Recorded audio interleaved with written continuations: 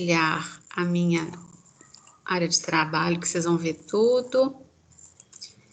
E vou começar o capítulo 14. Tá? Então, gente, o 13 já se foi, né? Agora a gente vai começar no capítulo... O capítulo 14, assim, a gente enxugou um monte de coisa dele, porque ele normalmente é bem curtinho mesmo, ele não tem reações. E as reações dos compostos aromáticos estão no capítulo 15. Mas no capítulo 14, a gente começa a descobrir o que são compostos aromáticos. Vocês têm ideia do que são compostos aromáticos?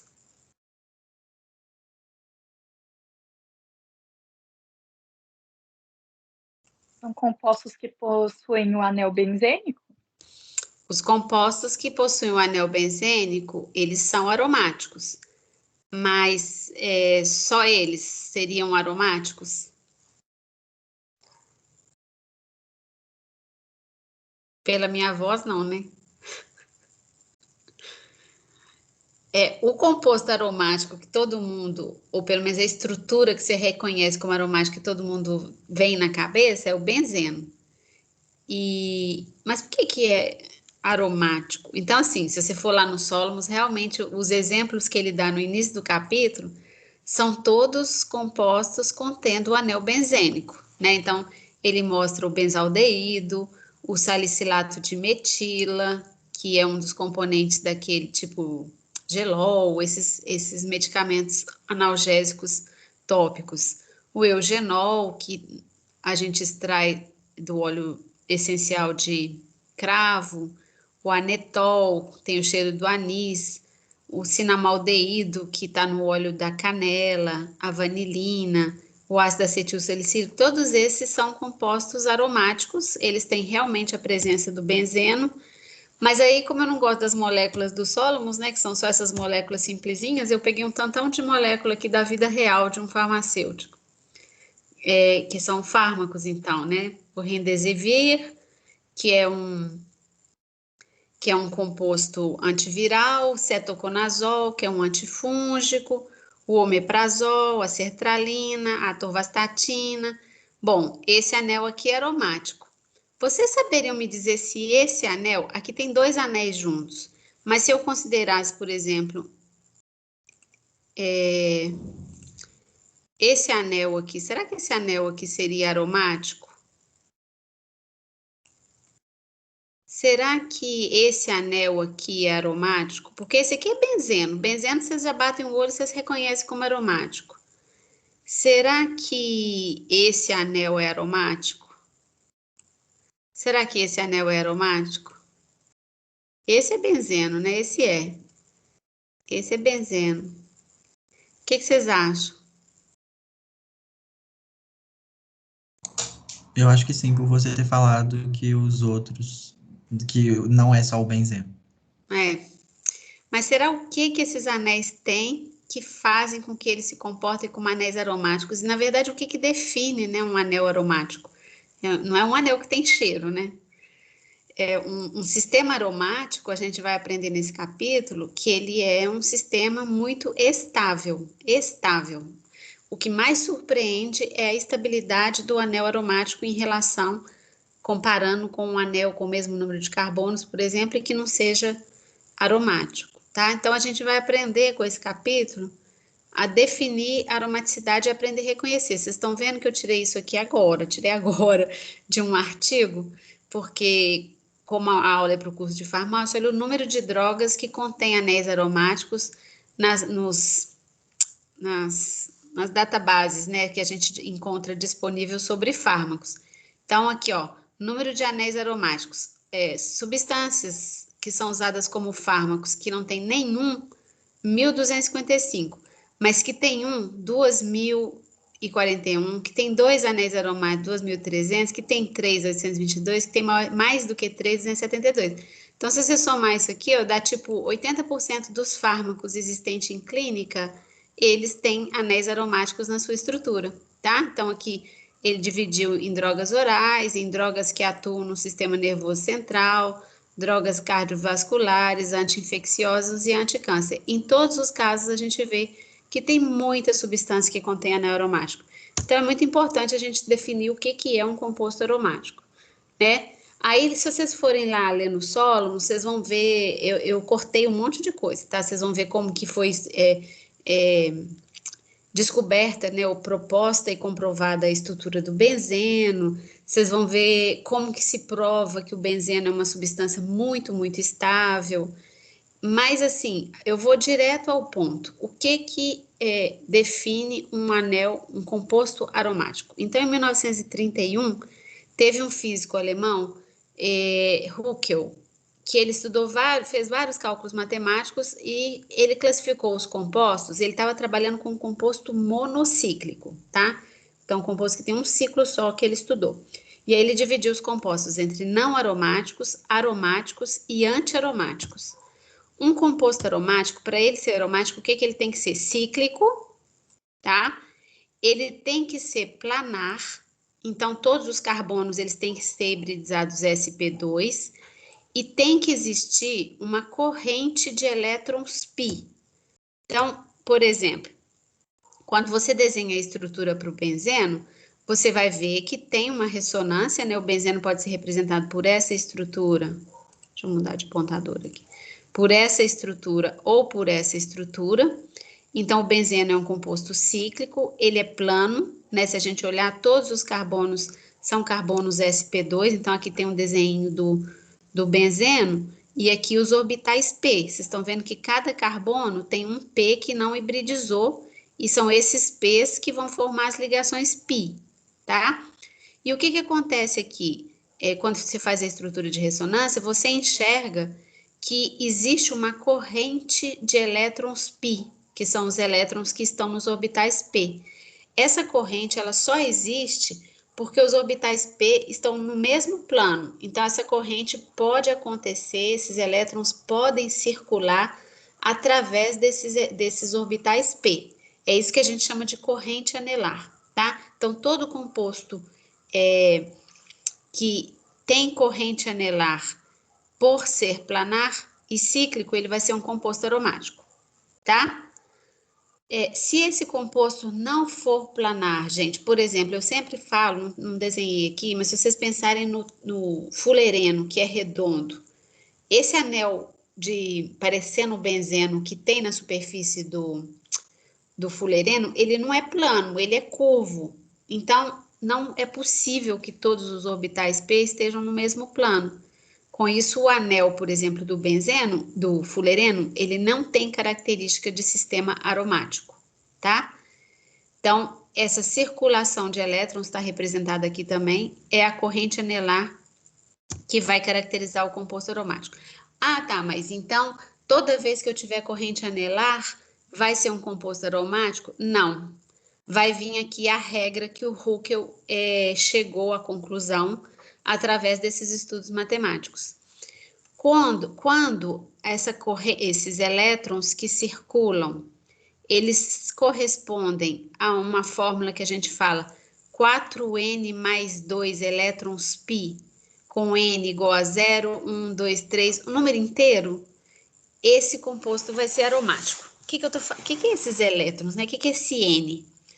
É assim que eu acho, ó. Por exemplo, quantos elétrons π tem no benzeno, gente? Quantos elétrons ocupa no orbital P?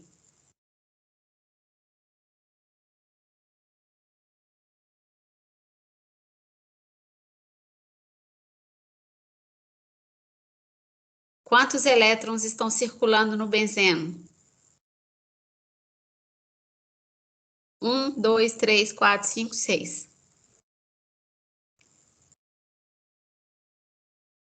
Pode chutar.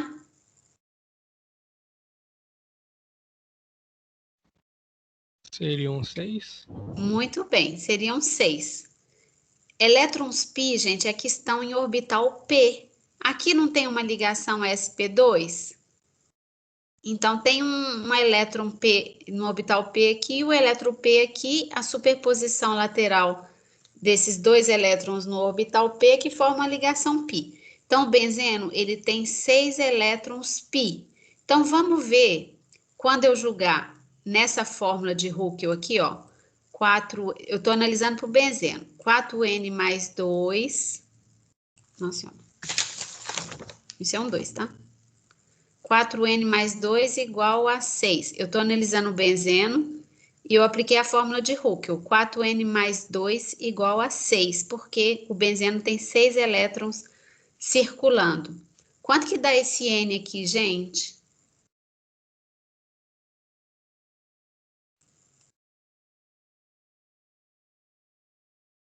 Quatro N igual a 6 menos 2, 4. N é igual?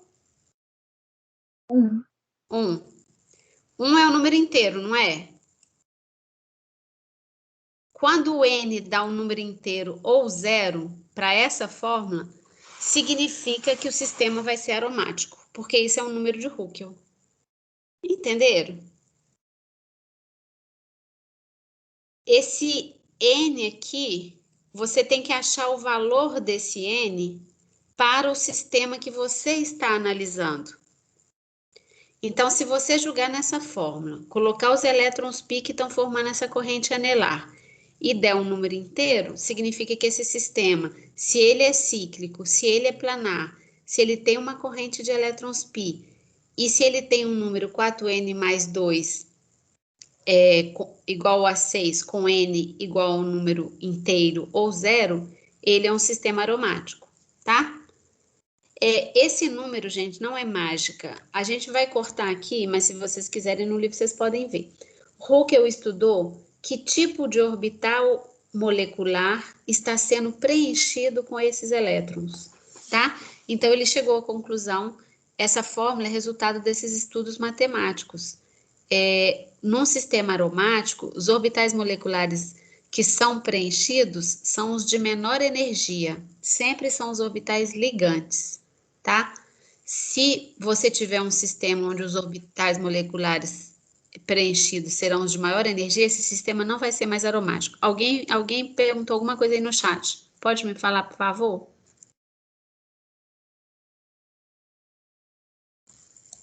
Aqui não apareceu nada no chat, não. Ah, desculpa, apitou para mim, eu achei que era no chat.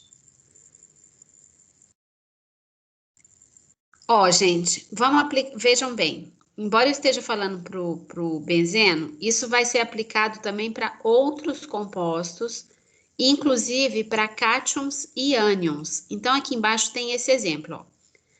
Aqui tem 6 elétrons π circulando, isso aqui é um cátion. Qual a hibridização desse carbono aqui, gente? De um carbono de um cátion, tem um hidrogênio aqui. Qual a hibridização?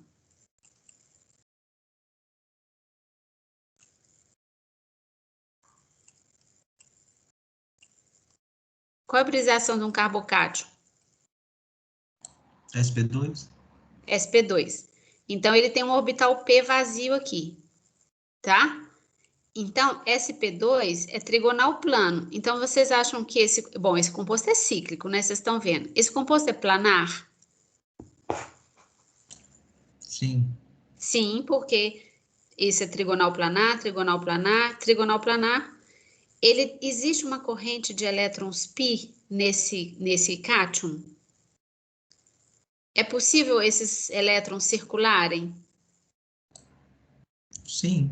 Sim, se você fizer a estrutura de ressonância, né, que vocês aprenderam na Orgânica 1, vocês vão ver, vocês podem fazer as estruturas de ressonância aí durante os estudos. Vocês vão ver que esses elétrons, eles vão circular através do anel. Então, isso caracteriza uma corrente de elétrons π. E quantos elétrons π esse sistema tem, esse cátion tem?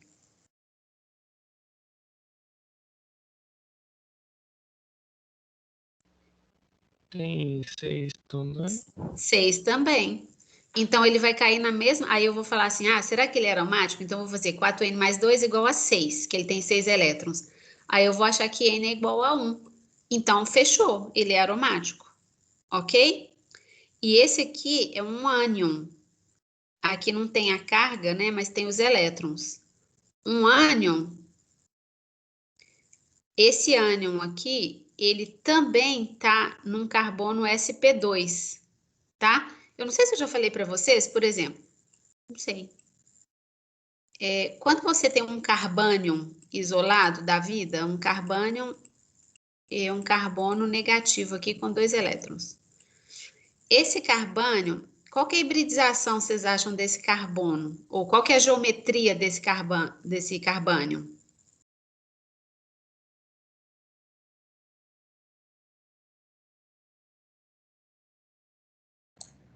Tetraédrica. É próximo de tetraédrico, né? Tem um pouco de desvio do ângulo correto, porque o par de elétrons ocupa um espaço maior. Mas ele seria próximo de tetraedro e ele seria, então, como se fosse sp3, tá? Mas quando você tem um carbânion, gente, não sei se vocês viram, quando você tem um carbânion alílico, esse carbono, ele vira carbono sp2, porque se esses elétrons forem para um orbital p, eles podem se deslocalizar. Elétron só de dupla ou elétron não compartilhado só se deslocaliza se tiver em orbital p, tá? Então, esse carbono aqui também, ele é sp2, porque ele está vizinho de dupla.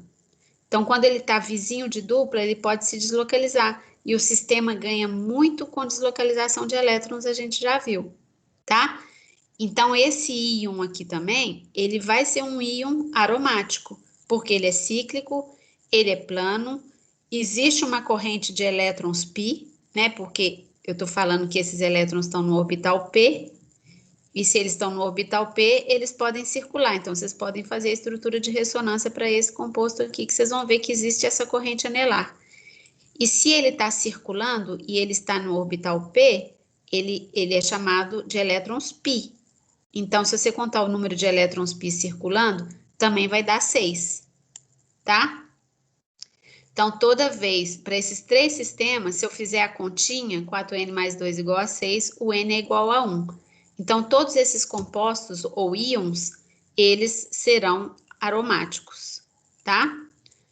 Agora aqui, por exemplo, ó, são compostos que vocês não viram ainda, mas são todos esses aqui, esse aqui e esse aqui. Se você contar o número de elétrons π aqui, nesse caso aqui, por exemplo, ó, você conta o número de elétrons π que estão no sistema cíclico, né? O ciclo é grande, esse é um composto cíclico, esse é um composto planar, existe uma corrente de elétrons π, e se eu contar o número de elétrons π aqui, eu vou ter 1, 2, 3, 4, 5, 6, 7, 14. Então, eu vou fazer 4N mais 2 igual a 14. O N é igual a 3. Então, esse é um composto aromático. E aqui? Aqui é um sistema bicíclico, tá? E a regra foi feita para sistemas cíclicos. Aí tem 2 opções aqui. Ou eu olho anel por anel, então se eu olhar esse anel aqui, ele é aromático. Aqui eu posso desenhar uma estrutura de ressonância, por exemplo. Se eu desenhar isso assim, ó. Se eu desenhar esse anel aqui, isso aqui é uma estrutura de ressonância desse outro anel. Tá? Isso aqui para cá é uma estrutura de ressonância. Então, eu posso olhar esse anel aqui, ele é aromático. E se eu olhar esse anel aqui, ele é aromático. Então, o sistema é aromático. Uma outra opção é eu olhar que existe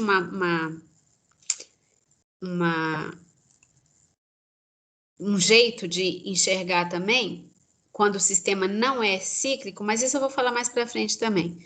É você enxergar se existe uma corrente de elétrons π, uma corrente periférica, tá? Em volta de um sistema bicíclico, por exemplo. Então, se essa corrente periférica envolver 10, deixa eu ver, envolveu quantos? 1, 2, 3, 4, 5. 10 elétrons π. 4N mais 2 igual a 10, dá N igual a 2. Então, esse sistema aqui também é aromático, tá? Então, para esse caso, 4N mais 2 igual a 10, porque ele considerou essa corrente periférica em volta de 2 anéis. Bom, mas por que esses compostos, eu já falei do preenchimento dos orbitais, né? Mas independente dos orbitais, quando você bate o olho assim, como que você vai saber que um composto que você nunca viu, um anel que você nunca viu vai ser aromático, além de contar os elétrons, né? Então, você poderia contar os elétrons e afirmar que esse é aromático e esse não é aromático. Mas existe uma outra característica também que dá para a gente, quando a gente descobre uma substância, por exemplo, saber se ela vai ser aromática ou não. Os compostos aromáticos, eles são excepcionalmente estáveis, então eles não sofrem reações de adição simplesinha, igual a gente estava acostumado, né? Por exemplo, quando a gente tem um alceno e aí a gente reage com HBr, o HBr não vai entrar aqui na dupla? Ou quando a gente pega o alceno e reage com o BR2, por exemplo, o BR2 não vai entrar aqui? Só que se você pegar essas coisas e jogar lá no benzeno, o benzeno vai permanecer inerte, o benzeno não reage por adição, tá? Mais para frente, no próximo capítulo, a gente vai ver que ele só reage por substituição. Ele só reage por adição em condições extremamente drásticas, muita pressão, alta temperatura, mas de forma geral, os anéis aromáticos, eles não reagem por adição, as adições que os alcenos sofrem. E os anéis aromáticos, eles têm alto índice de deficiência de hidrogênio. O que é isso? Quando eles foram descobertos, todo mundo ficou muito intrigado com isso. Eles sabiam que o benzeno tinha 6 carbonos e, entretanto, o benzeno, bom, se fosse um alcano normal, ele tinha que ter CnH2n mais 2. Ele tinha que ter 14 hidrogênios, né? Então, se você olhar, o benzeno tem 6 hidrogênios, então ele tem um alto índice de deficiência de hidrogênio. E isso caracteriza os compostos aromáticos também, tá? São muito estáveis, não sofrem reação de adição e têm alto índice de deficiência de hidrogênio. E aí eles achavam que isso tudo estava relacionado com o fato de ter dupla, simples, dupla, dupla, simples, dupla. Aí eles achavam que todo anel que tivesse dupla, simples, dupla ia se comportar como um anel aromático. Até que no início do século XX, eles sintetizaram esse composto aqui no laboratório, que é o ciclooctatetraeno, e esse composto foi muito reativo, ele reagiu facilmente em reações de adição, ele não era nada estável, só ele estava em baixa temperatura, apesar dele ter um alto índice de deficiência de hidrogênio. Aí o que a gente foi descobrir depois, né, quando o Huckel terminou os cálculos dele, é que esse composto não é aromático. Na verdade, ele é anti-aromático. Ele seria anti-aromático se ele fosse plano, mas ele perde tanto em estabilidade ao ser anti-aromático que ele sai do plano. Vocês estão vendo que ele dobra assim? Tá? Aí quando ele dobra, ele sai do plano. Quando ele sai do plano, ele deixa de circular elétrons. Então, na verdade, esse composto é classificado como não aromático, tá? Bom, mas voltando lá. Então, os aromáticos, vocês entenderam o que poderia ser, gente? Como definir um aromático? Sim. Sim. Ok. Aí agora, o que é um antiaromático? Um antiaromático é um composto muito instável. Instável. Muitas vezes ele só pode ser isolado a temperatura de menos 80. Ele reage com qualquer coisa que aparece na frente dele. É muito instável. Mas ele é cíclico. Ele é plano. Ele tem uma corrente de elétrons π, só que essa corrente não é corrente do bem. É uma corrente que segue a regra 4n elétrons π. Então, para ser aromático, ele segue 4n mais 2. Isso é para ser aromático. E se ele for 4n para o número ser 0, 1, 2, 3, ele vai ser antiaromático. Deixa eu mostrar alguns exemplos para vocês. Esses aqui, por exemplo, esses ciclos pequenos, eles não têm jeito de sair do plano, tá? Eles são cíclicos, eles são planos, porque o ciclo é muito pequenininho, não tem jeito de sair do plano. Eles têm uma corrente de elétrons π, né? Existe a ressonância aqui, só que o que acontece? Quando você conta os elétrons que participam dessa corrente, no caso aqui, ó, são 4. Então, 4n mais 2 igual a 4. 4 aqui, o n aqui seria um número inteiro, gente?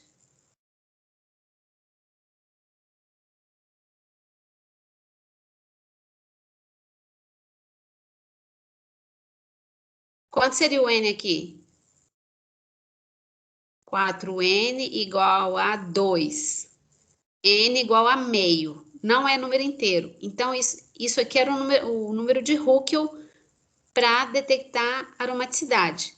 Se o N não é número inteiro, esse composto não segue essa regra. Esse composto segue a regra do 4N igual a 4. Então, o N aqui é igual a 1, que é o número inteiro. Então, isso vai ser um composto antiaromático. Entenderam? Vocês têm que ver se o número de elétrons π circulando encaixa na fórmula que leva a um composto aromático ou na fórmula que leva a um composto antiaromático. Que leva não, né? Que explica. Então, aqui eu tenho 4, aqui eu tenho 4 também, vou cair no mesmo jeito, e aqui eu tenho 8 elétrons. Então, 4N igual a 8, N igual a 2, que é um número inteiro. Então, esse ânion aqui, ele vai ser antiaromático. Tá? Mas vejam que são compostos cíclicos também planares. Aí, e o não aromático? O não aromático, ele não é planar, tá? Então, você não precisa nem contar os elétrons que estão circulando, porque se ele não é planar, não vai ter circulação de elétrons, tá? Circulação de elétrons através dos orbitais p só ocorre se o sistema for planar. Então, aqui tem um exemplo de um composto não aromático, porque esse carbono é sp3. Então, esse sp3, todos os orbitais p estão hibridizados. Esse ciclo não é planar, apesar de ser cíclico, e ele não apresenta corrente de elétrons π. Então, ele é não aromático. Então, aqui, vocês estão vendo que aqui vai ser não aromático? Por que esse aqui é não aromático, gente?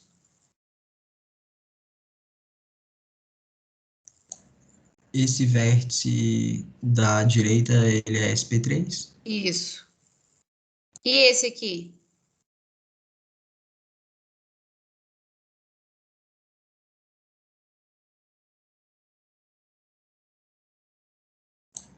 O da pontinha de cima é sp3. Isso. Então, assim, não é bater o olho e sair contando elétrons, não, porque antes de contar elétrons, para ver se é aromático ou não aromático, vocês têm que ver se está tendo circulação, se está tendo corrente anelar através de todo o anel, tá bom? E esse aqui? Esse aqui é aquele caso que deveria existir a corrente anelar, porque todos os carbonos são sp2. Só que se essa corrente anelar existisse, eu ia gerar um sistema anti-aromático, que é muito energético.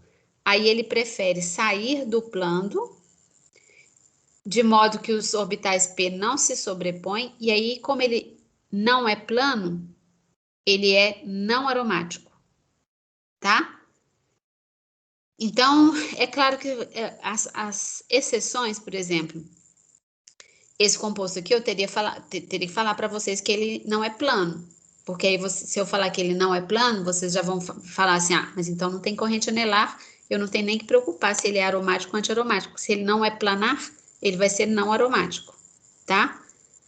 Essa planaridade, gente, ela é essencial para a corrente anelar funcionar, porque esses elétrons passam pelos orbitais p que estão todos no mesmo plano.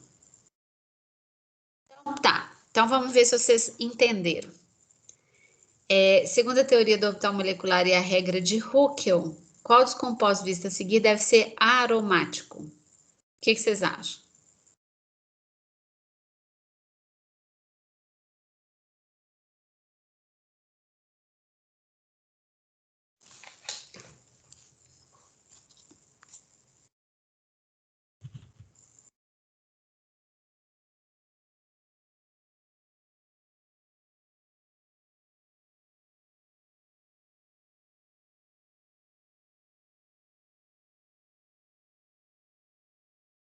Hein, gente? O 3? O 3, quantos elétrons π tem o 3? Ah, 4. Ah, e Seria o 4 5 encaixa no 4N ou no 4N mais 2? no 4N. Ah, então, Seria o 5, né? seria o 5. Quem está respondendo é o Eduardo? É. O Eduardo é o único que não é tímido nessa sala? Vai ganhar um arredondamento de nota no final. De 88 para 90, né, Eduardo? Ou tomara. Esse aqui não pode ser por quê, gente? Quantos elétrons circulando? 4. 4, muito bem. E esse aqui, por que ele não pode ser? O carbono da ponta é sp3. Muito bem. E esse aqui, por que não pode ser? Também tem 4 elétrons Tem circulando. 4 elétrons. E esse aqui, por que não pode ser? Porque ele tem 3 elétrons. Muito bem. Isso mesmo. Então, o único que pode ser é o 5. Porque ele é plano, ele tem essa corrente anelar, se você fizer essa ressonância, você vai enxergar. E ele tem 6 elétrons π, que cabem na fórmula 4N mais 2 igual a 6, dando um N de 1. Tá bom? E agora? E esses aqui? Ah, mas esse aqui tá muito fácil. Não, peraí. Ah, não, agora eu pergunto qual que é antiaromático.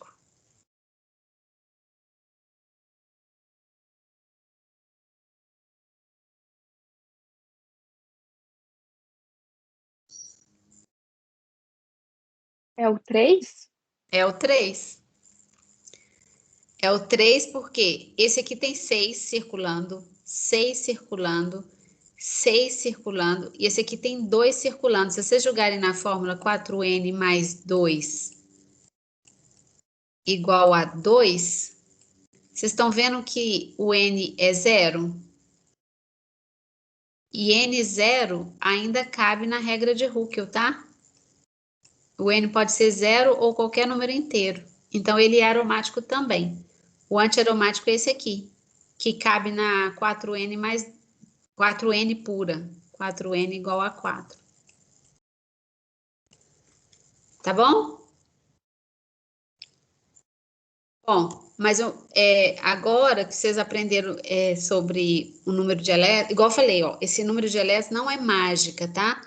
Tem a ver com o tipo de orbital que está sendo ocupado por esses elétrons. E quando a gente tem aula presencial, eu até ensino uma forma de achar o número de orbitais moleculares, mas não vai dar para fazer isso aqui agora. A gente entendeu essa parte de circulação de elétrons, número de Huckel, mas assim, o que eu quero falar para vocês mais é que não basta ficar contando elétrons, vai ter muita pegadinha para vocês interpretarem. Então, tem outros compostos que são classificados como aromáticos, por exemplo, os benzenoides. Os benzenoides são quando eles têm benzenos fundidos, né? Então, vários desses benzenoides aqui vocês vão encontrar na vida, tipo naftaleno, antraceno, fenantreno, benzopireno. Então, se você bater o olho, você pode analisar os anéis fundidos e vocês vão ver que todos os anéis são aromáticos, tá? Às vezes não dá para enxergar, por exemplo, aqui você enxerga um benzeno, aqui você enxerga um benzeno, mas se você olhar aqui você não vai enxergar o benzeno. Mas se você fizer a ressonância aqui, a dupla vai parar e você vai enxergar um benzeno aqui. Então, os benzenoides são compostos que têm anéis benzenos fundidos e eles são classificados como compostos aromáticos. Agora, voltando àqueles fármacos lá do início da aula, uma coisa assim que eu não sei se vocês vão conseguir visualizar, espero que sim, porque no presencial a gente mostra muito em modelo, são os compostos heterocíclicos. Depois eu vou voltar lá naqueles fármacos, vocês vão ver que 80% dos fármacos devem ter compostos heterociclos em sua estrutura. O que é um composto heterociclo? É que tem um heteroátomo diferente de carbono, né? Principalmente nitrogênio, enxofre, oxigênio, em um ciclo, tá? Então, um heterociclo é um composto ou um ciclo que pelo menos um dos átomos é diferente de carbono. Então, esse aqui é um heterociclo muito, muito comum, que se chama piridina, e esse aqui é um heterociclo que se chama pi-rol.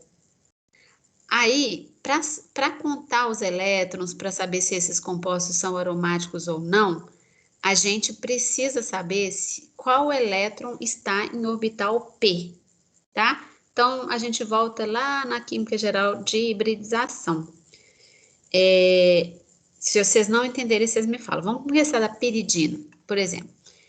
Eu desenhei os elétrons aqui, mas eu podia ter desenhado eles aqui. Vocês acham que a piridina é aromática? Pela minha voz.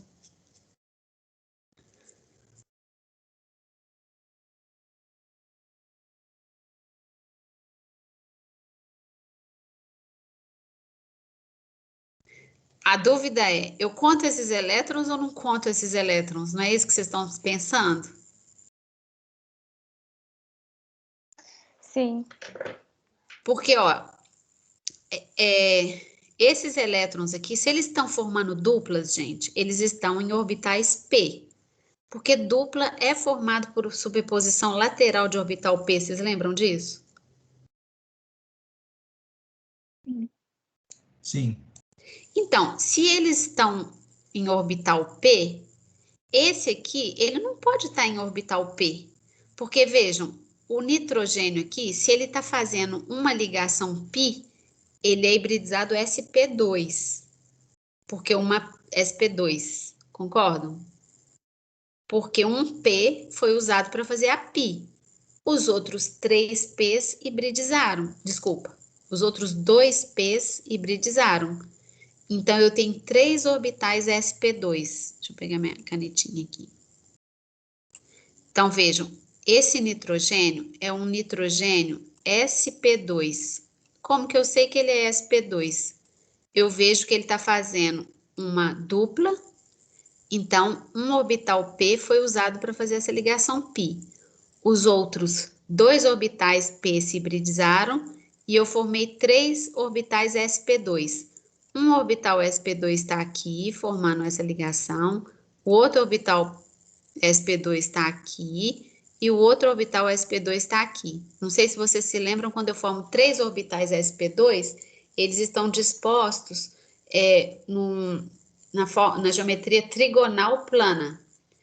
Então, o que acontece com esses elétrons aqui? Eles estão no sp2 que está perpendicular a esse plano onde estão os orbitais P. Os orbitais P estão aqui, nesse plano.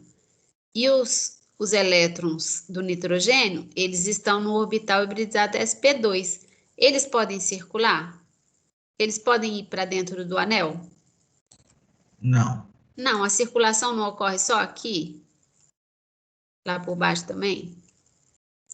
Então, eu não conto esses elétrons para a ressonância. Esses elétrons estão perpendicular ao plano da ressonância. Eles não são contados quando eu vou avaliar a corrente de elétrons π.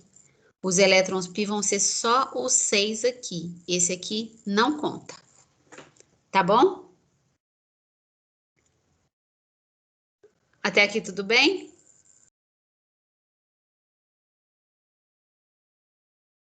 Então, quando a gente tem um nitrogênio com dupla, ele é hibridizado sp2 e o par de elétrons não estará circulando. Agora vejam esse nitrogênio do pi-rol, tá? Eu podia ter desenhado esse elétron para todo lado, vocês vão ter que entender se ele vai estar ou não na corrente anelar. Esse nitrogênio, ele está formando alguma pi aqui agora, gente? Não. Não, né? Então, ele não é naturalmente hibridizado sp2, assim, olhando para ele, não seria. Ele seria, por exemplo, na amônia, né, um nitrogênio isolado, com um par de elétrons, ele é hibridizado sp3. Cada um desses pares aqui vão estar em orbital sp3. Mas se fosse sp3, ele não ia poder circular, concordam? Porque não está no mesmo plano. Mas esse sistema, ele ganha muito em estabilidade se esses elétrons forem para um orbital P, tá? Então, vejam, esse nitrogênio aqui, ele se torna hibridizado sp2 com os elétrons em orbital p. Por que que ele faz isso, né? Por que que ele não fica igual a amônia isolado, sp3? Porque se ele jogar esses elétrons para um orbital p, ele consegue circular esses elétrons. E se ele circular esses elétrons, ele vai conseguir circular 6 elétrons π. E 6 elétrons π é um número de Huckel para um sistema aromático. Então, esse tipo de elétrons, esse tipo de sistema aqui, o par de elétrons vai para um orbital p para circular. Aqui não tem jeito de ir para um orbital p para circular, porque ele já tem um orbital p que está sendo usado, tá? Então, isso vai ser o raciocínio que a gente vai usar para todos os compostos heterocíclicos. Isso aqui é nitrogênio do tipo piridínico, isso aqui é nitrogênio do tipo pirrol. Esses elétrons eu conto para ressonância, esses elétrons eu não conto para ressonância. Tanto é, gente, na vida real, quando, por exemplo, se eu vou protonar um sistema, a gente vai fazer esse tipo de exercício, onde eu tenho esse tipo de nitrogênio aqui. Então, eu tenho um sistema lá e eu vou protonar esse sistema. Tem muitos sistemas em bioquímica, por exemplo.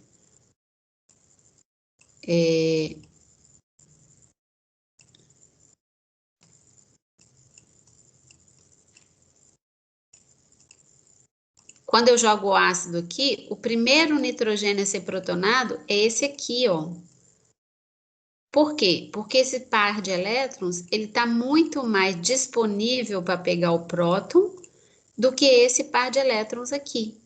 Esse par de elétrons, ele não está envolvido em ressonância, ele não está ajudando a estabilizar o sistema, então ele está disponível para pegar próton. Muito mais do que esse, porque esse aqui, ele está participando da corrente anelar e está ajudando o sistema a ser aromático, portanto, ele está ajudando o sistema a ser estável. Tá bom? Aqui é só o número de elétrons. Aí agora vamos ver se essa coisa que não é fácil entrou na cabeça de vocês. Isso aqui são heterociclos, onde um dos carbonos foi substituído por oxigênio, ele vai chamar furano, enxofre, tiofeno. Isso aqui é um tiazol, tá? Vou começar pelo fácil. Esse par de elétrons aqui está em que tipo de orbital? sp2. sp2, que está perpendicular ao plano e não participa da corrente. E esses aqui, hein?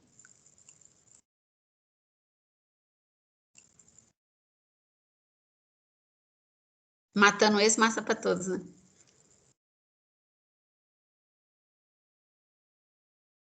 Ó, tem 4 elétrons aqui já no furano.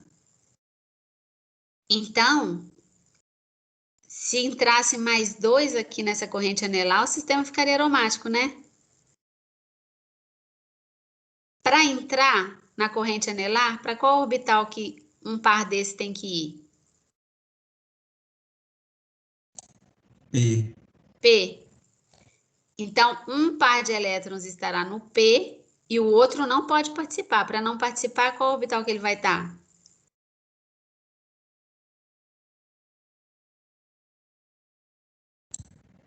sp3. sp3, mas um P você já não. gastou aqui? sp2. sp2. Tá? Então, vai acontecer para a mesma coisa. Ó. Se um par de elétrons contribuir aqui, o sistema vira aromático. Então, ele tem que ir para o P. Se o elemento vai ter um orbital P não hibridizado, o outro par de elétrons vai para o sp2. Tá? Assim, porque antes a gente falava assim, esse fulano é sp2, ele é sp3, ele é sp, mas a gente fala muito de caráter, porque isso é modelo, né, gente? É modelo a gente fica desesperado para tentar explicar como que as coisas acontecem na vida real. Então, assim, mesmo o modelo de hibridização, tudo isso são modelos abstratos para a gente tentar entender localização de nuvem eletrônica, como as coisas funcionam no nível eletrônico. Mas o que eu quero falar com isso tudo é que a gente fala agora que, por exemplo, esse átomo tem o caráter sp2. Então, ele se parece com um enxofre plano, ele se parece com um enxofre que tem um orbital P ocupado, que vai circular os elétrons, tá? Então, abstraiam aí essas definições, porque a gente fala de caráter sp2, caráter sp3. Não é mais assim, isto é sp2, eu juro, isso só pode ser sp2, tá? Então, esses heterociclos, vocês vão ter que bater o olho e analisar o tipo de orbital que esses elétrons têm. Então, aqui está falando que esses elétrons estão no orbital P, igual vocês falaram, um está no P, o que está no P vai circular, e o outro está no sp2 e não fazem parte da corrente de elétrons, tá bom? De novo, aqui um outro modelinho mostrando os elétrons P circulando, 6 elétrons π circulando, e o orbital sp2 com um elétron fora do sistema não circulando. Aqui também tem outro exemplo, no caso desse, né? Aqui o enxofre com 1 foi para o P, que circula, e o sp2 perpendicular, fora do plano, que não participa.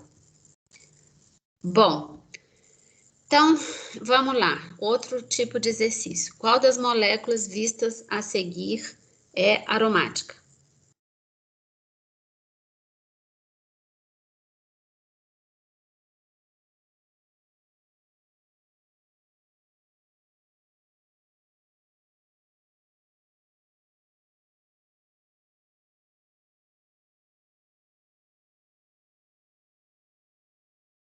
Pode pensar aí.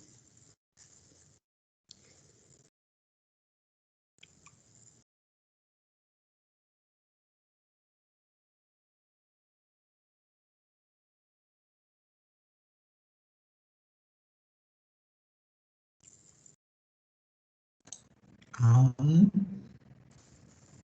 A1.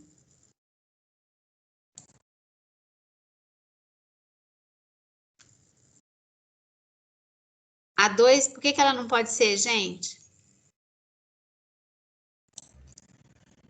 só tem 2 dentro do ciclo e pode entrar só mais 2 do oxigênio e ia ficar 4. Mas ainda assim, tem outro fato aqui que impede essa molécula de ser aromática de qualquer jeito? Ah, porque tem carbono sp3. Isso. Tem carbono sp3. E o 3?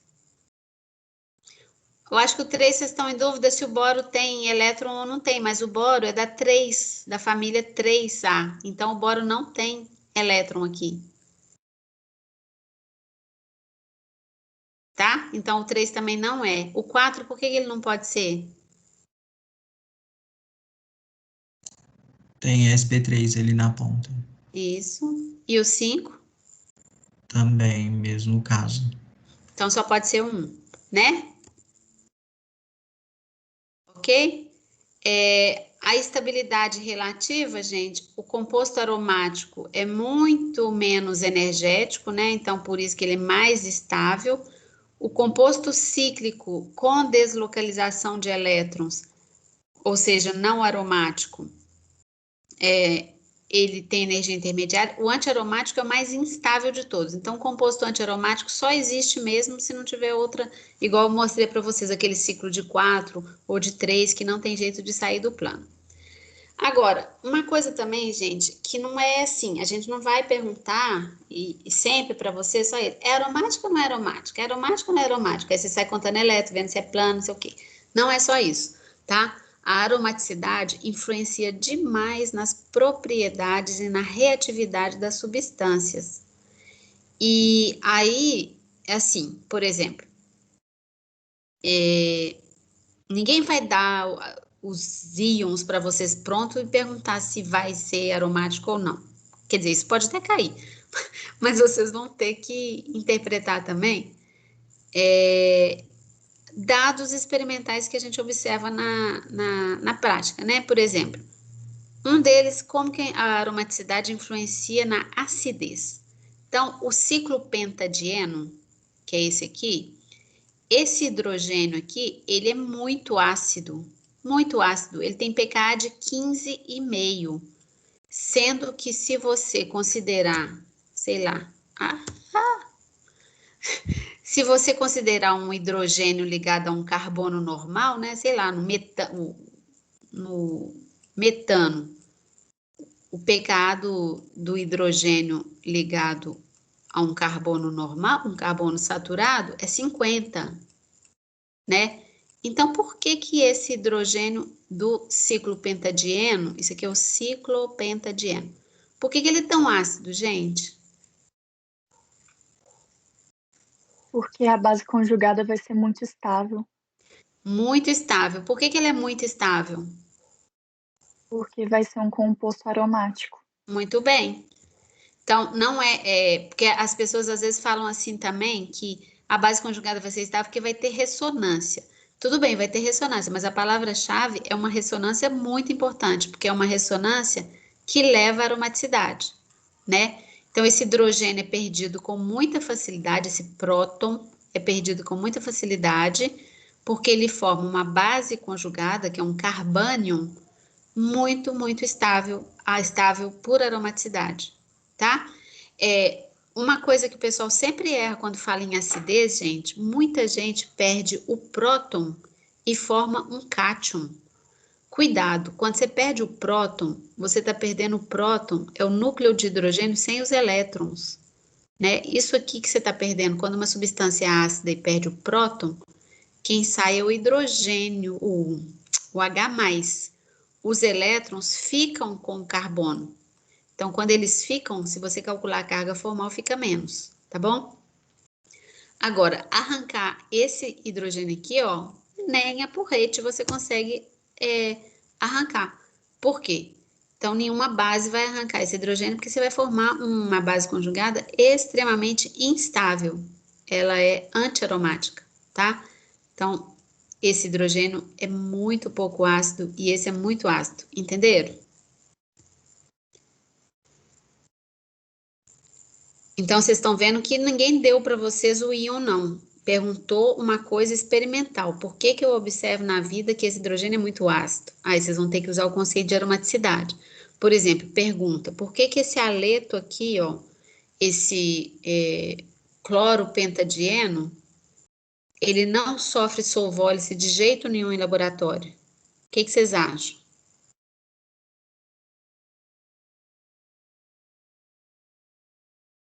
Porque vai formar um carbocátion. Um Aí, carbocátion, o que que tem de ruim nesse carbocátion? e aí ele vai virar antiaromático. Exatamente. Se você, para sofrer solvólise, muito bem. Quem falou? Foi Camila? E eu, Giovana. Ah, Giovana. Então, muito bem, Giovana. Sofrer solvólise implica em formação de carbocátion. Se eu formo esse carbocátion, é o carbocátion plano e com 4 elétrons p circulando. É um carbocátion antiaromático, altíssima energia, então ele não vai ser formado, tá? Então esse composto não sofre solvólise. Solvólise é um processo do tipo SN1, em que ocorre a saída do grupo abandonador e a formação do carbocátion, tá? Tá aqui uma coisa em cima da outra, mas ele é antiaromático. Então, de novo, é uma evidência experimental que é certificada ou que é explicada pela teoria da aromaticidade. Outra coisa, esse composto aqui, ó, você esperaria que essa ligação fosse covalente, mas essa ligação na prática, ela tem um super caráter de ligação iônica. Dá para medir isso no laboratório, por condutividade e etc, tá? Isso aqui se chama brometo de tropílio. Por que que essa ligação, que normalmente deveria ter um caráter covalente, tem um caráter iônico, gente?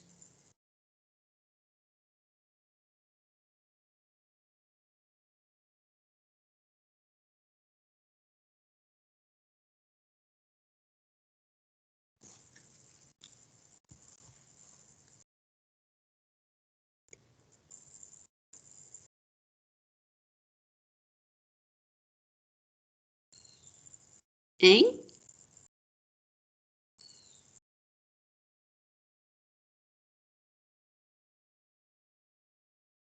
Gente, o que que tem esse composto aí, o iônico? Ele é bom ou ele é ruim? O composto iônico vai ser mais estável, Sim, muito bem. Por quê? porque ele vai ser aromático. O se ele fosse Aham, covalente, ele não seria aromático. exatamente. Aqui não tem circulação de elétrons, porque esse carbono seria sp3. Mas se ele tem caráter iônico, né? Se ele é iônico, ele vai ter circulação de elétrons e vai estabilizar muito o cátion, porque são 6 elétrons π circulando através de um ciclo, tá? Então, na verdade, você esperaria uma polaridade para esse composto, ele é muito mais polar do que você esperaria, porque ele se comporta como um composto iônico. Compostos iônicos são muito polares, tá bom? Então, ó, outra observação explicada pela teoria da aromaticidade. E vão ter várias assim, né? Por exemplo, qual das reações abaixo você espera que ocorra? Essa aqui é muito fácil, for kids. Qual das reações abaixo você espera que ocorra com maior facilidade, com maior velocidade? Essa ou essa?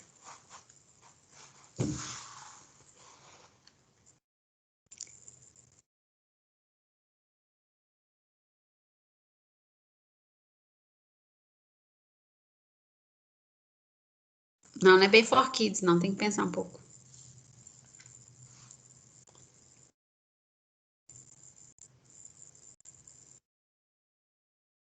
É uma solvólise também, né?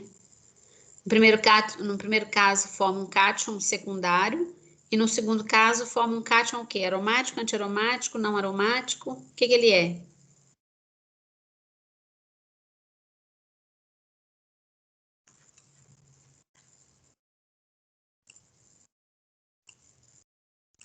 Esse cátion Ele aqui vai é o quê? ser antiaromático. Antiaromático, né? E antiaromático é muito instável, tá? Então, por incrível que pareça, a primeira reação vai ocorrer mais rápido. E olha que a gente, se vocês fossem pensar só na teoria da ressonância, você vai dizer, isso aqui tem várias estruturas de ressonância. Só que a aromaticidade manda sobre a possibilidade de deslocalização de elétrons, tá bom? Então, um é não aromático, outro é antiaromático. Antiaromático é muito pior, então não passa. Mesmo você reconhecendo que aqui existe uma ressonância, mas é uma ressonância do mal, é uma ressonância de 4 elétrons π. Então, o sistema antiaromático é muito instável, ok? Outro exemplo aqui, ó, que por que a cicloheptatrienona, esse aqui, apresenta um maior momento de dipolo que a ciclopentadienona. Então, isso aqui é mais polar do que isso aqui. Então, o Mi aqui é maior do que o Mi daqui. Momento de dipolo. Onde vocês estão enxergando um dipolo aqui nessas estruturas?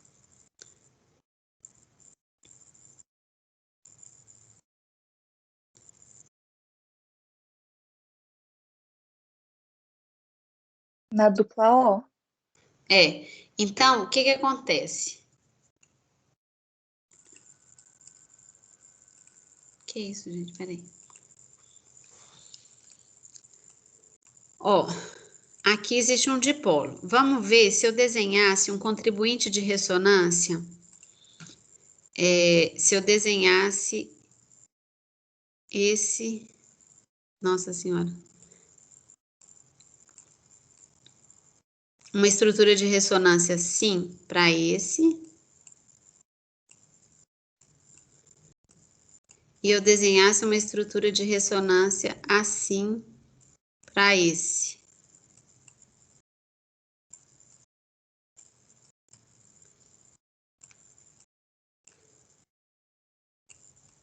Qual que é boa, qual que é ruim?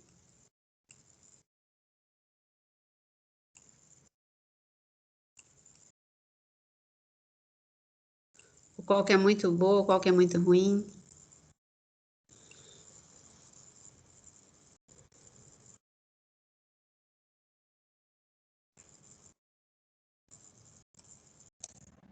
A primeira é boa porque ele é aromático e a segunda é anti-aromático.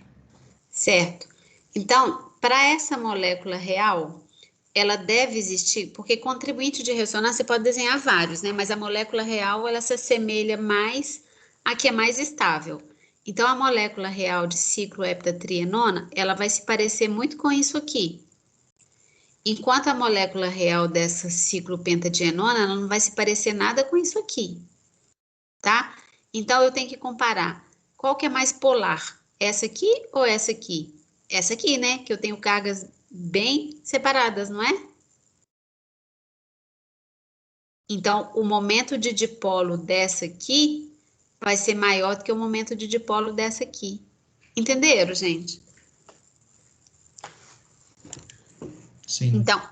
Então é outra coisa explicada pela teoria da aromaticidade. Vejam, eu tenho uma estrutura de ressonância que, em princípio, eu vou falar assim, contribui nada, porque aqui tem carga, aqui está zerado.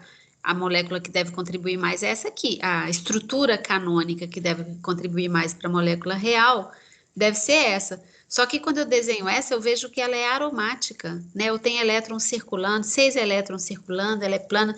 Então, ela é super estável. Então, ela contribui muito para a cara da molécula real. A molécula real deve se parecer muito com isso. A molécula real não deve se parecer nada com isso. Entre essa molécula e essa molécula, essa aqui é mais polar. Eu tenho uma clara divisão de cargas aqui. Então, essa aqui tem um maior momento de dipolo, tá bom? Na verdade, ele já fala, né? Ele só pede para você explicar. Então, a explicação é por causa do contribuinte de ressonância que é aromático e que possui cargas. Tudo bem?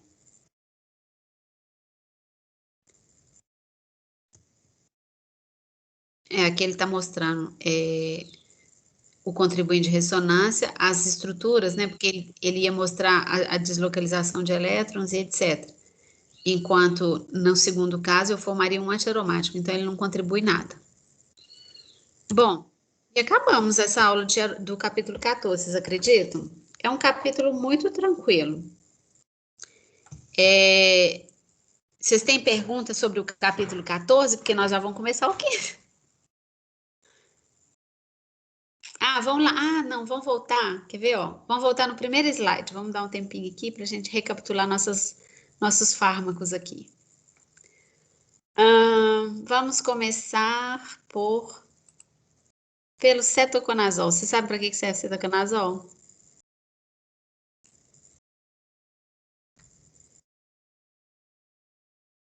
É um antifúngico. Eu vou perguntar para vocês se esse anel aqui é aromático.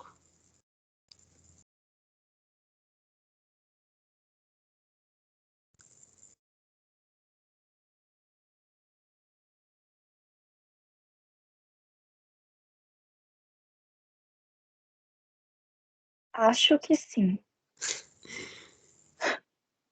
E por que você acha que sim? Eu também acho que sim. Por quê? Não esse nitrogênio tá fazendo a dupla, por causa desse nitrogênio aqui da ponta. Esse aqui? É. Ele tem um parzinho aqui, né, que vai participar, né? Sim. E esse aqui, ó, esse aqui tem um parzinho que não vai participar. Então, o que que acontece? Isso aqui é um nitrogênio, sp2, a gente fala nitrogênio do tipo piridínico. E esse é nitrogênio do tipo pirrol. Então, realmente, esse nitrogênio tem um par de elétrons que vai para o orbital p, porque ele vai circular e vai dar 6 elétrons pi. Esses aqui não vão participar de jeito nenhum. Tá? Aqui um outro aromático aqui também, ó, com um parzinho de elétrons aqui. Aqui, e esse aqui? Vamos olhar esse ciclo, o que vocês acham?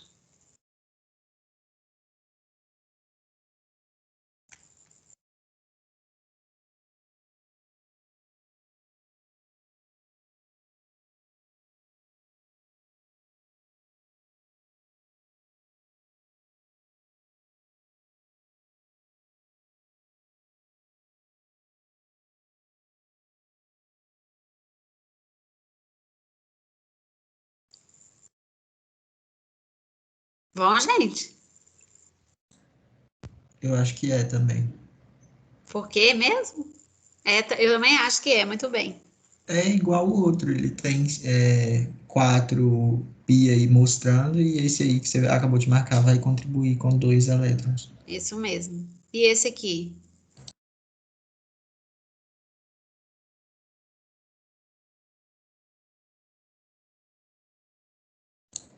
Acho que sim.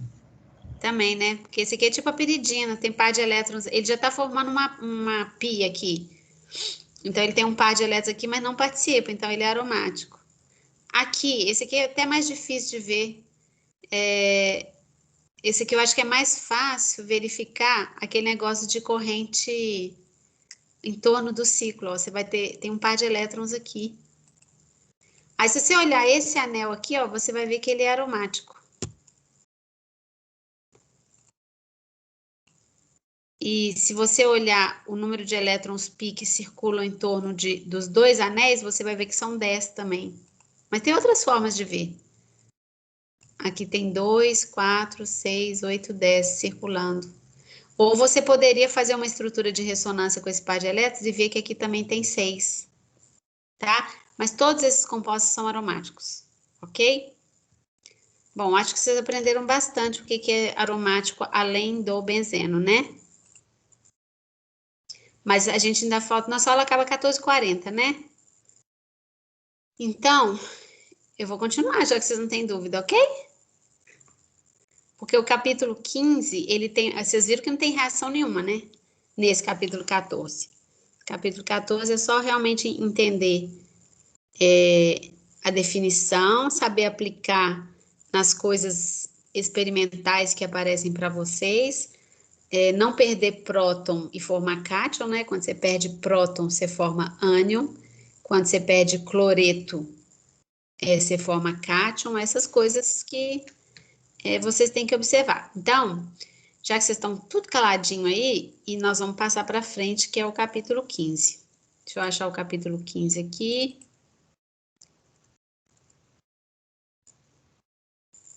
Achei. O capítulo 15, ele fala... Que cor horrorosa é essa? A cor era para ser verde, mas tá cinza. Tá bom.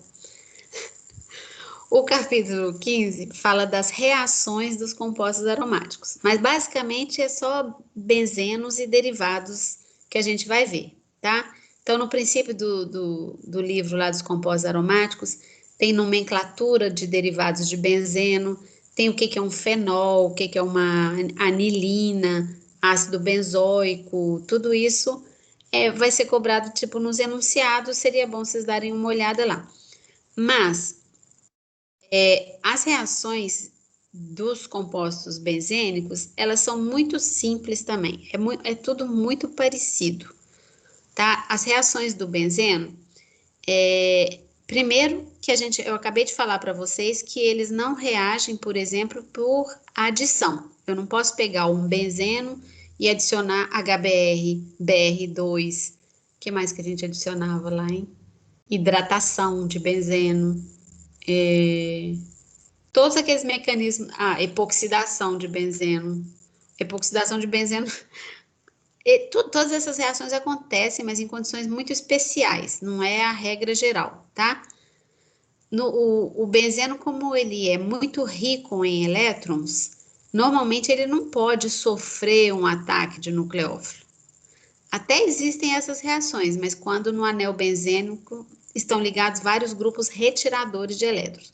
O benzeno simplesmente, ele é rico em elétrons pi, portanto, ele não vai ser atacado por um nucleófilo. Um nucleófilo não ataca um benzeno normal. Ele é que vai funcionar como nucleófilo, tá?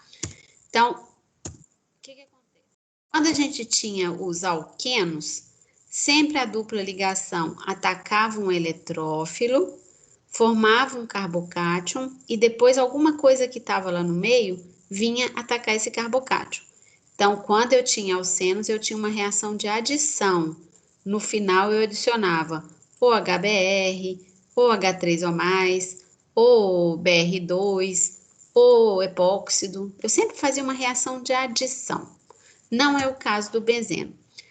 No benzeno, a gente vai ver que na presença de alguns eletrófilos, né, eletrófilos muito poderosos, a gente vai ver quem são esses eletrófilos muito poderosos.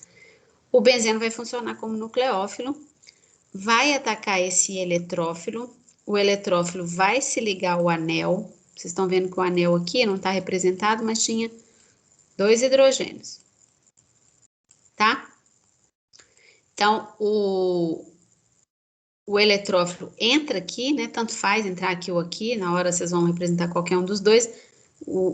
Acontece que um dos carbonos se liga ao eletrófilo, o outro fica na mão. Então, se o outro fica na mão, ele vira um cátion, né? Porque ele está com 3 ligações.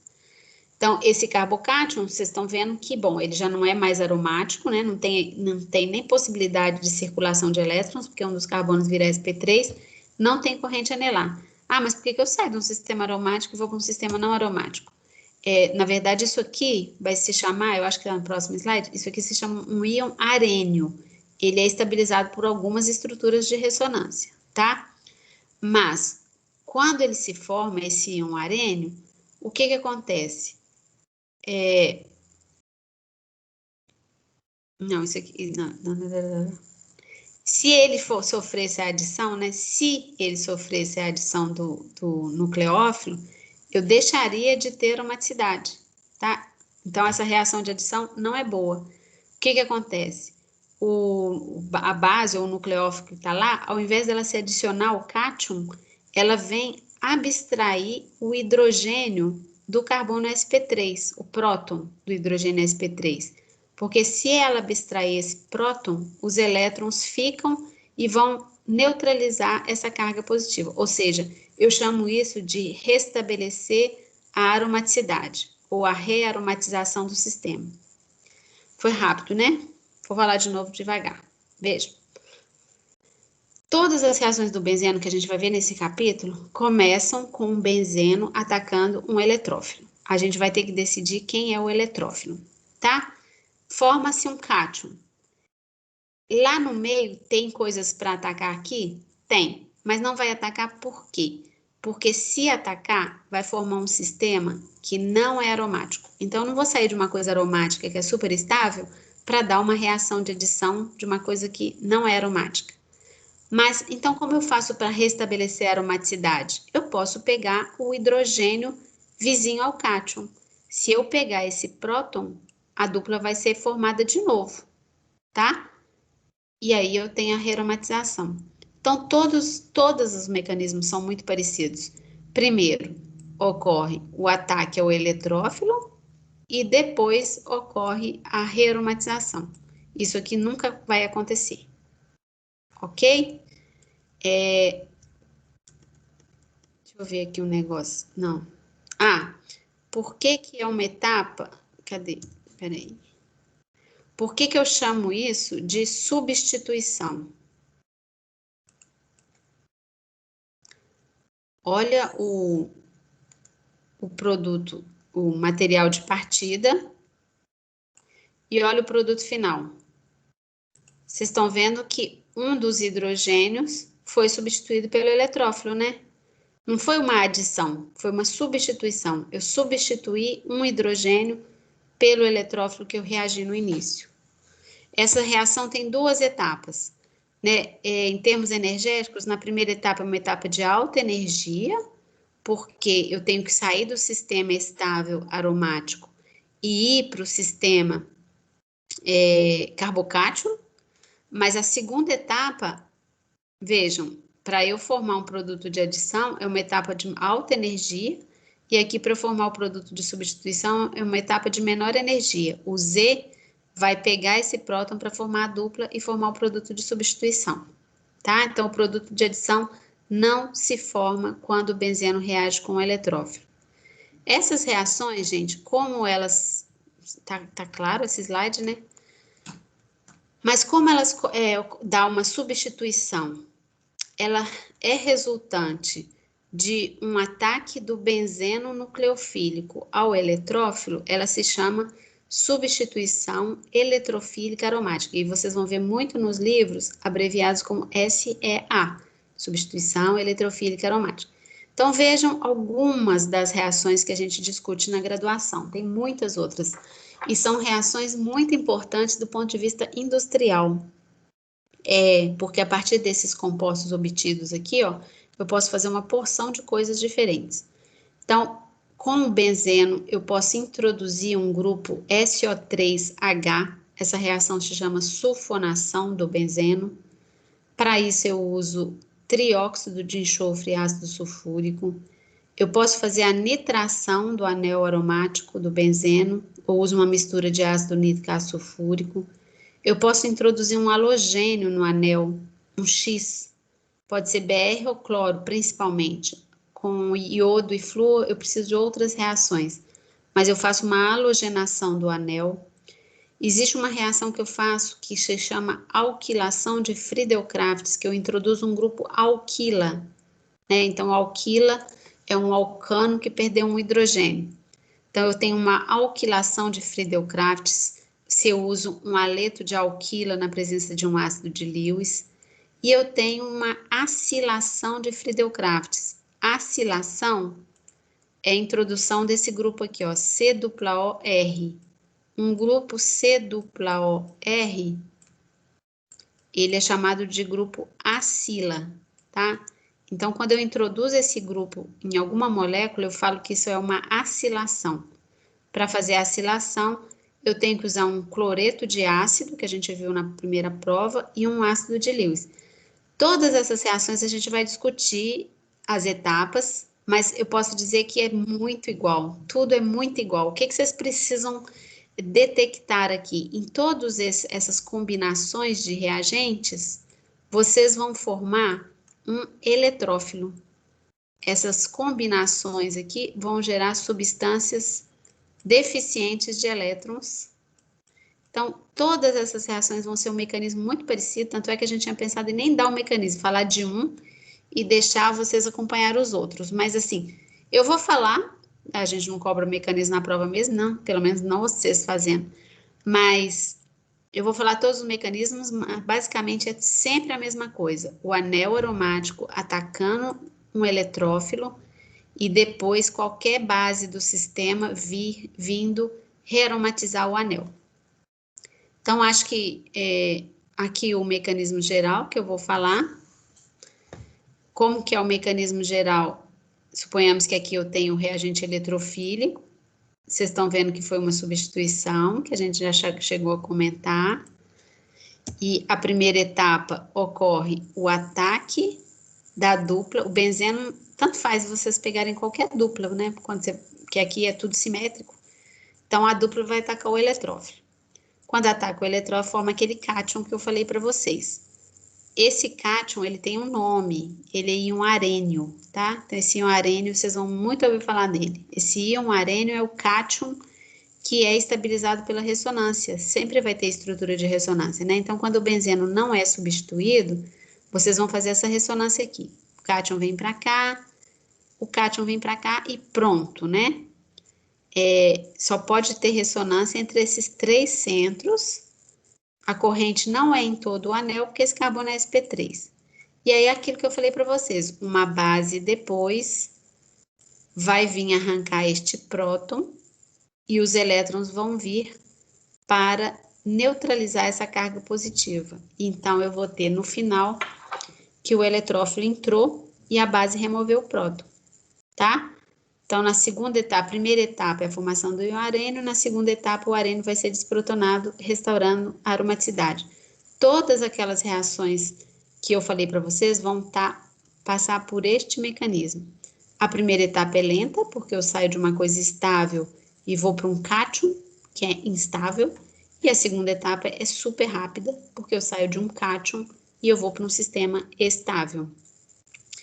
Então, aqui de novo mostrando o diagrama de energia para substituição, né? Aqui o anel ataca a porção eletrofílica do reagente, começa a se ligar, forma o cátion e depois a base vem arrancar o próton e forma o produto de substituição. Primeira etapa com alto ΔG aqui, né? Energia de ativação alta. Segunda etapa, energia de ativação baixa, porque é simplesmente uma reação ácido-base, tá? O íon arênio, ele não é um estado de transição, ele é um intermediário da reação, tá? Estado de transição fica sempre no pico, intermediário fica sempre em vales. Acho que vocês lembram disso do Enem.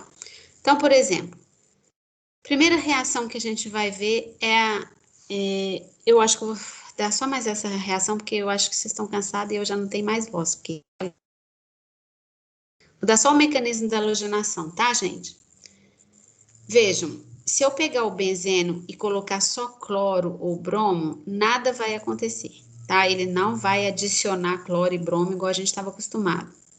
Também a temperatura é baixa aqui, por exemplo. Mas mesmo com calor, a reação não se passa por via radicalar. Eu preciso de um ácido de Lewis para que essas reações deem bons resultados. Vejam que eu consigo formar o clorobenzeno a partir do benzeno com 90% de rendimento. Consigo formar o bromobenzeno a partir do benzeno com 75% de rendimento. A partir daqui eu posso fazer um monte de coisa, né, gente? Eu posso fazer grinhar, posso adicionar oxirano, posso fazer um monte de coisa. Mas então fazer halo derivado de benzeno é bem importante, tá? As reações, essas reações de halogenação do benzeno, elas são mais comuns de serem feitas com cloro e bromo. O flúor reage muito rapidamente, a gente não consegue controlar a reação, e o iodo reage muito lentamente. Ele vai precisar de um agente oxidante forte, isso vai ser um outro mecanismo que a gente não vai discutir aqui. Mas para a bromação e a cloração, bom, primeiro ela está mostrando aqui como que é feito o sal de ferro, por exemplo. Mas isso aqui a gente compra pronto, tá? O que a gente usa, gente, é um ácido de Lewis. Embora a gente esteja vendo com ferro, é muito comum vocês encontrarem reação, por exemplo, com tricloreto de alumínio, cloreto de zinco, vários sais que podem atuar como ácidos de Lewis. Ácidos de Lewis são substâncias que podem receber par de elétrons. Então, vamos ver na halogenação quem que vai ser o eletrófilo, porque é só isso que eu preciso descobrir. Quem que vai ser o meu eletrófilo? Quando o Br2 complexa com o ácido de Lewis, o bromo dá o par de elétrons dele para o ferro. Isso é uma reação ácido-base de Lewis. O ferro foi um ácido de Lewis e o bromo foi uma base de Lewis. Quando ele doa, ele forma esse complexo aqui. Este complexo que vai ser o eletrófilo. Ele vai ser atacado pelo anel aromático. Mas não é o bromo positivo não, tá, gente? Quando o bromo está positivo, o bromo simplesmente polariza tanto essa ligação, que aqui também eu tenho um baita de um delta mais, tá? Então, o que que acontece?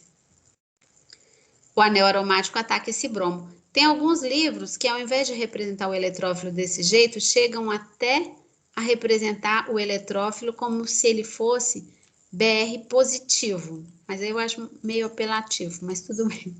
Para vocês entenderem que esse complexo é como se ele fosse um equivalente de um bromo positivo, tá? Então, é uma espécie, um eletrófilo muito poderoso. É uma espécie que quer receber elétrons de todo jeito. Então, o anel aromático ataca o bromo, sai FeBr4, aí aqui tá, o bromo se ligou a um dos carbonos, eu formei o arênio, né, que é estabilizado por ressonância, e depois, o que acontece? Esse ácido de Lewis que eu usei na reação, ele vai ser catalisador, né, esse aqui. Ele vai ser catalisador, tá vendo que ele é gerado no final da reação de novo? Então, basta você colocar uma pitadinha lá, ele começa a reação e depois ele gera de novo, ele é regenerado. Então, para eu explicar como que ele é regenerado, eu preciso de alguém para rearomatizar. Alguém vai arrancar esse próton aqui, porque eu preciso arrancar esse próton para rearomatizar. Então, eu posso fazer essa seguinte movimentação de setas. Quem vai arrancar esse H é o próprio Br, que ainda está complexado no ferro, mas isso aqui é uma fonte de íons brometo. Então, o íon brometo pode arrancar esse próton, forma o bromobenzeno, forma HBr e regenera o catalisador ácido de Lewis, que vai começar de novo a minha reação, tá? Então, no caso da bromação, Vejam, você coloca o halogênio, o gás, né, Cl2, Br2, você coloca um ácido de Lewis e você tem halogenação. O mecanismo se passa pela formação de um halogênio positivo ou alguma coisa que o valha, né? Alguma coisa equivalente sintético disso. O equivalente sintético disso vai ser obtido quando o bromo complexa com ácido de Lewis e fica positivo, tá? Bom, as próximas reações são muito parecidas. Em todos os casos, a gente vai detectar quem que é o eletrófilo, mas sempre eu vou ter a etapa de ataque ao eletrófilo e a etapa de rearomatização. Vocês só precisam descobrir quem que é o eletrófilo e quem que é que vem no meio lá do balão, que vem pegar esse próton com mais facilidade, tá? Então, como são muitas reações, muita coisa igual, e a cabeça de vocês já deve estar igual uma abóbora gigante, eu vou, e a minha também, e eu preciso beber água. Deixa eu ver. Ainda tem 10 minutos para a gente tirar dúvidas. É 10 ou 5? Peraí, cadê vocês?